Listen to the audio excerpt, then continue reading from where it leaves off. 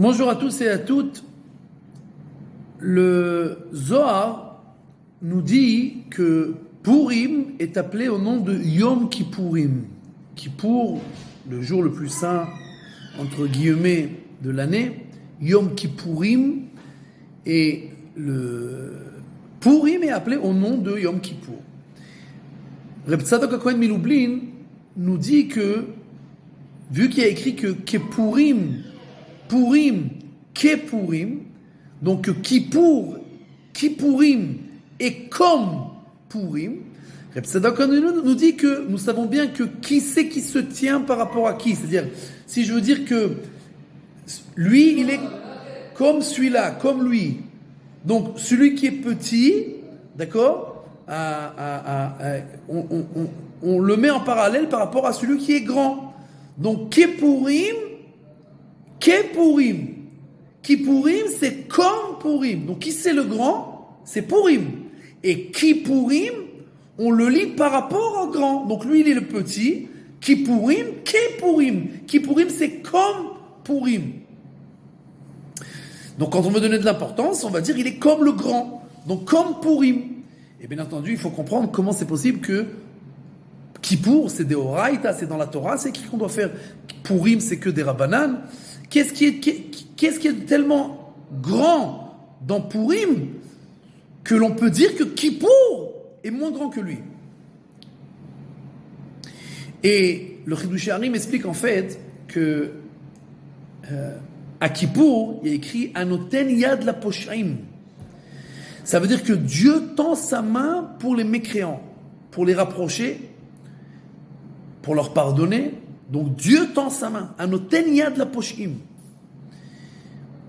À Kippour, on a une Gemara dans les Yerushalmi, on a le Shulchan Aruch dans le chapitre 694 dans Orach Chaim, qui dit que Kol ha-poshet yad notnim lo.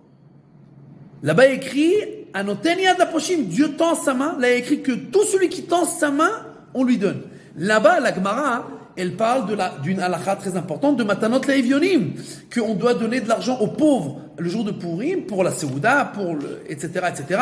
Mais il y a écrit que tout celui qui tend la main, on lui donne. On vérifie pas, on a déjà parlé de ça, de cette halakha. Donc on vérifie pas, on n'est pas en train de faire le KGB pour savoir est-ce qu'il vraiment il a besoin d'argent, etc. Non, il tend la main, on lui donne. Le Chidush Harim dit que tout ce qui est écrit dans le Shulchan Aruch, c'est pas seulement dans ce monde-là, c'est aussi dans les mondes spirituels. Donc en fait, qu'est-ce qui se passe? À Kippour, à Noten Yad la Poshim, Dieu il tend la main. Mais il faut que Dieu tende la main pour qu'on se fasse accepter.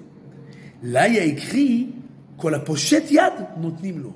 Tout celui qui tend la main, on lui donne.